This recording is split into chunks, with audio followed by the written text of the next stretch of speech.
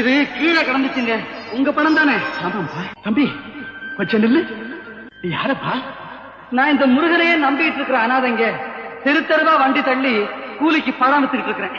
என்ன காப்பாத்துனதுக்காக உனக்கு கொடுக்கல. வச்சு பழச்சு. நானா காப்பாத்துனேன்? இல்லைங்க, அவன் காப்பாத்தினான். அவன் வேல் காப்பாத்துச்சு.